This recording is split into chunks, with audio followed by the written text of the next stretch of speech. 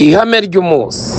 Nk'uko mubizi turi mu mwaka wo gukira ku bugingo bwawe, ku buzima bwawe, ku gihugu cyawe, aho uri hose. Ihame ry'umunsi: uzi icyo ashaka nafata icyo abonye. Ufata icyo abonye n'utazi icyo ashaka. Wemera gutsindwa n'utazi icyo arwanira. Itangiriro 3:27. Uwo mugabo aramubwira ati, ndekura kuko umuseke utambitse.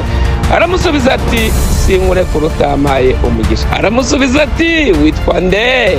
Aramusubiza ati, ndi Yakobo.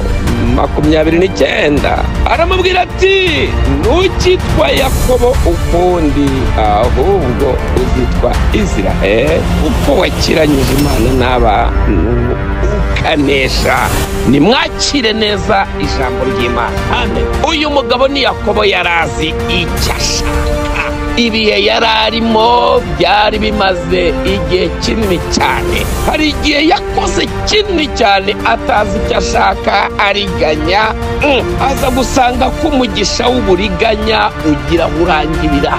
Arangije afata umwanya wo gukosora amakosa yose yakoze, afata ibyo yari afite byose abyambutse icyambu cya Yaboki. Aravuga ngo none ngiye gushaka mu maso h'Imana. Umuntu uzi icyo ashaka, ashaka Imana ikamuyobora inzira. Haleluya. Yatsindiye Rasheli, bamuha Leya. Aravuga ngo hoya ndashaka Rasheli, zishaka Leya.